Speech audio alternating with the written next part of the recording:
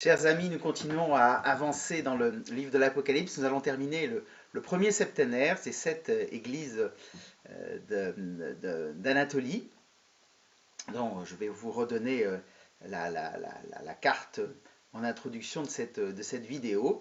Et donc vous voyez, dont on peut faire un petit tour. Nous étions à Pergame, la ville au célèbre temple de Zeus, et il y a maintenant les 3 autres villes: Thyatire, Sardes et Laodicée.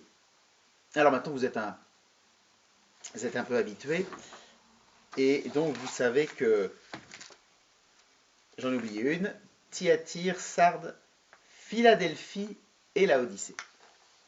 Alors maintenant vous connaissez la forme des lettres, donc elles sont à la fois toujours un peu sur la même structure. Donc le Christ s'adresse en se présentant comme celui qui parle, comme alors il y a les titres là aussi vont changer. Il va se présenter pour l'église de Thyatire comme le Fils de Dieu, celui qui a les yeux comme une flamme ardente et des pieds qui semblent de bronze précieux. Alors le bronze, c'est à la fois c'est lourd, mais aussi c'est une matière dans laquelle finalement on construit les armes. Donc voilà, il y a quelque chose de là. Donc voilà.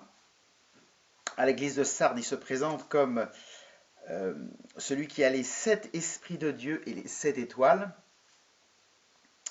À celui qui est l'église de Philadelphie comme étant le saint, le vrai, celui qui détient la clé de David.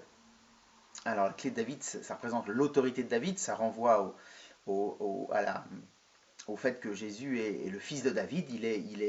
Il règne sur le trône de David. Il est ce qui était inscrit sur la croix, le roi des Juifs. Un peu plus loin, on verra qu'il se présente comme le lion de Juda, qui est une autre façon de parler de la royauté davidique. Enfin, à l'église de Laodicée, il se présente comme l'Amen, celui dont toute la vie est Amen. Paul, dans une de ses lettres, dira que Jésus n'a pas été dans sa vie oui et non, il n'a été que oui, que Amen à son Père. Il est la fidélité et l'obéissance parfaite. Le témoin fidèle est vrai, le principe de la création de Dieu. C'est des choses dont je vous ai déjà parlé. Nous croyons que le Fils éternel de Dieu est le principe de toute création. En lui, tout a été fait. Donc l'intelligence de Dieu et d'une certaine manière la parole de Dieu, mais la parole de Dieu et l'intelligence de Dieu, ça se confond, et elle est entièrement dans le Fils. Et donc le Fils exprime et réalise tout. Donc c'est pour ça que tout vient du Fils, tout est créé dans le Fils, et tout est mené à son terme par le Fils. Donc voilà, donc ça c'est des choses qu'on connaît déjà, et donc de même comme hier, il y a un appel à la vigilance, à s'affermir, à se méfier. Là, dans l'église de Thyatire, on leur demande de se méfier de Jézabel. Alors Jézabel, pour ceux qui connaissent bien la Bible, c'est la femme du roi Akaz, qui est un roi du royaume du nord d'Israël, le royaume du nord qui a rompu avec le royaume de Juda, et qui va finir par adorer d'autres dieux en plus du Dieu. Voilà. Et donc Jézabel, c'est la figure même de l'idolâtrie, du polythéisme. Voilà. Alors bon, évidemment, c'est pas la Jézabel historique, parce que la Jézabel historique, elle a vécu quand même il y a un certain nombre de siècles. Mais c'est une façon de dire que c'est une femme qui, cette prophétesse, on ne sait pas trop comment elle s'appelle. Pour les gens de l'église de Thyatire, ça doit forcément être. C'est d'ailleurs pas forcément une femme, d'ailleurs c'est peut-être un groupe de personnes, un groupe voilà, qui visiblement ne suit pas la vraie foi, quoique comme ils disent, tu te laisses faire cette femme qui se dit prophétesse. Donc il y a peut-être derrière ça effectivement un vrai groupe, une vraie personnalité particulière, mais bon, derrière ça il y a un groupe. Et qui effectivement qui trouble l'enseignement, et qui de fait trouble la foi des chrétiens, en manifestement en n'étant pas très au clair entre ce qui est le polythéisme et ce qui est la vraie foi. Voilà. Il y a toujours eu un risque dans le christianisme, et on voit bien que dès les débuts, il y a toujours eu un risque que le christianisme se mélange avec l'esprit du monde et que finalement on se dénature. Il y a eu toujours des mouvements comme ça, de ce que le pape François dénonce dans l'esprit mondain. Ça ne veut pas dire juste qu'on va à quelques cocktails par-ci par-là, c'est qu'on se laisse influencer par l'esprit du monde, qui est l'esprit du démon, qui en fait est un esprit qui préfère les plaisirs et les fausses apparences, les fausses idoles de ce monde à la justice selon Dieu. Alors, d'une certaine manière, vous voyez, ce qui est vrai pour l'Église, et de cette Église de Thyatire est vrai pour chacun d'entre nous. Si le pape François nous rappelle que le chrétien ne doit pas être mondain, il doit chercher la justice, et que la justice, ça ne consiste pas à juste chercher ce qui nous arrange, mais à rendre à chacun ce qui lui est dû. Voilà, et donc il faut sortir de cet esprit du monde qui peut être un esprit un peu sceptique, un esprit qui finalement manipulateur, une façon finalement de ne pas vouloir être en vérité avec les gens, mais vouloir les tromper pour arriver à ses fins. Et ça c'est vrai un peu de tout temps. Et donc voilà. Et donc il y a cet appel, et avec toujours un appel à la conversion, à se méfier des faux prophètes qui sous des apparences qui arrivent qui se présentent comme des bergers ou des agneaux et qui en fait sont des loups, comme dit Jésus. Qui en fait sont des loups déguisés.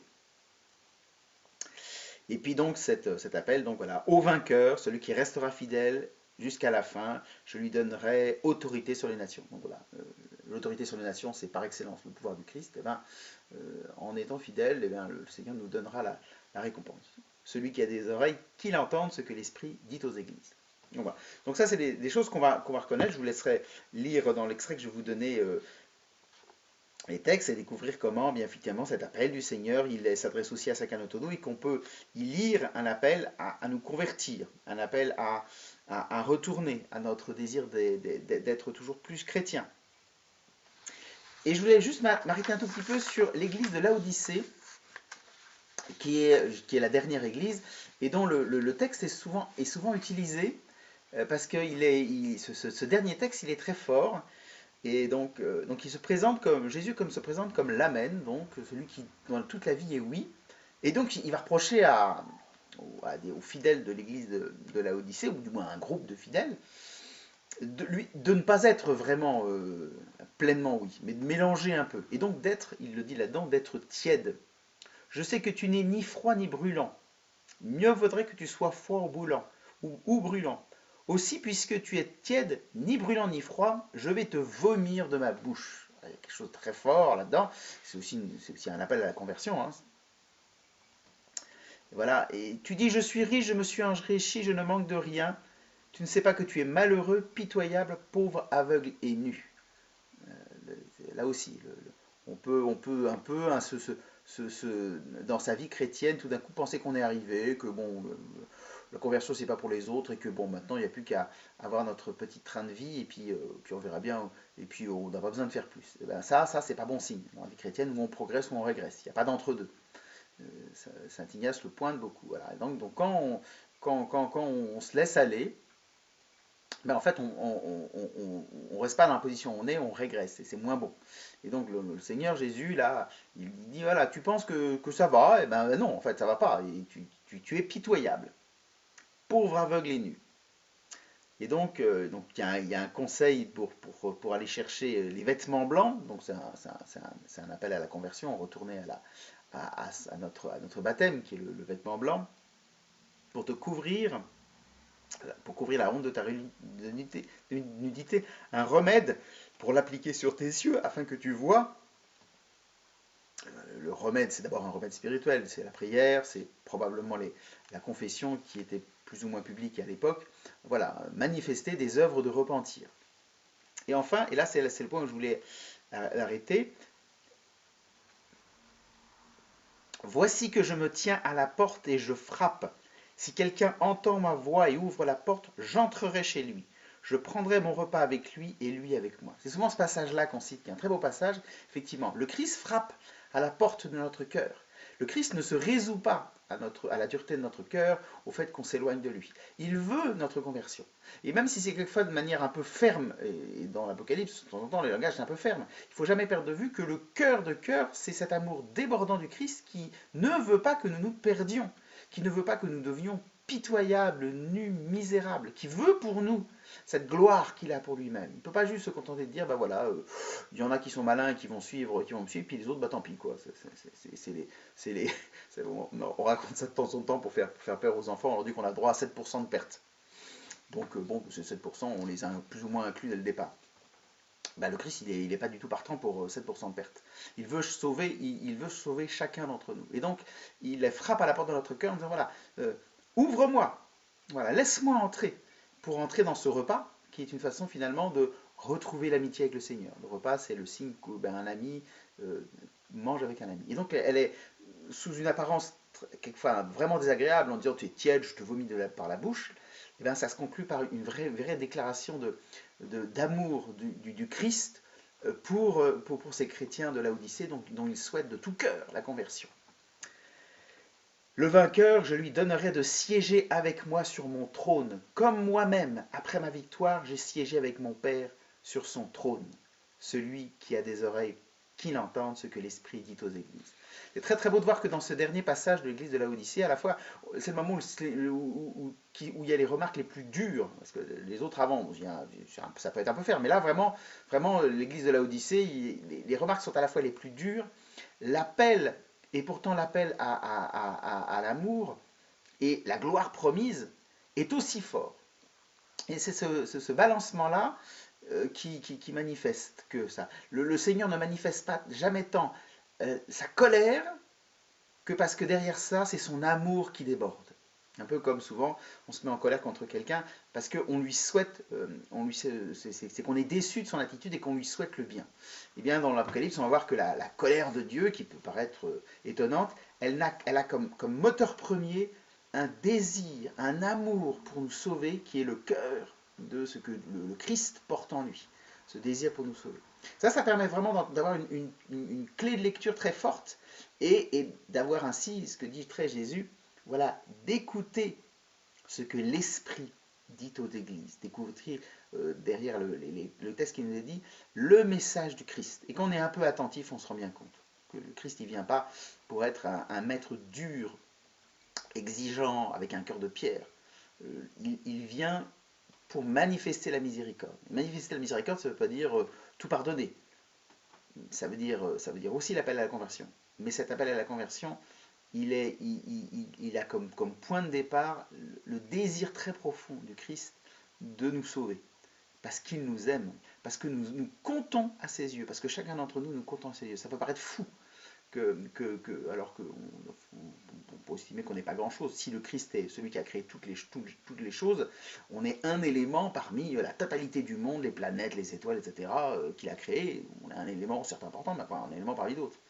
Eh bien non, on a du prix à ses yeux et il nous aime, comme le dit le prophète, Isaïe, en mettant sous sa plume la parole inspirée de Dieu. Voilà. Dieu dit, tu as du prix, Israël, tu as du prix à mes yeux, je t'aime. Voilà. Demain, nous allons entrer dans l'autre septénaire. Là, c'est pas très très long, vous avez vu, ça court sur quelques chapitres. Il n'est pas très très long, ce premier septénaire. Demain, nous allons entrer dans l'autre septénaire, qui lui est plus long et qui est le plus célèbre. C'est les fameux 7 sceaux qui vont être ouverts les uns après les autres. Et donc demain, je fais une introduction générale à ce qui est ce qu'on appelle la première des visions, avec une espèce de grande liturgie du ciel, très impressionnante. Voilà. Chers amis, je vous souhaite que le Seigneur Tout-Puissant vous bénisse. Voilà. Je souhaite que vous soyez dans la paix et dans la patience, en attendant que nous puissions nous retrouver. Vivez profondément ce temps pascal, et je vous dis à demain.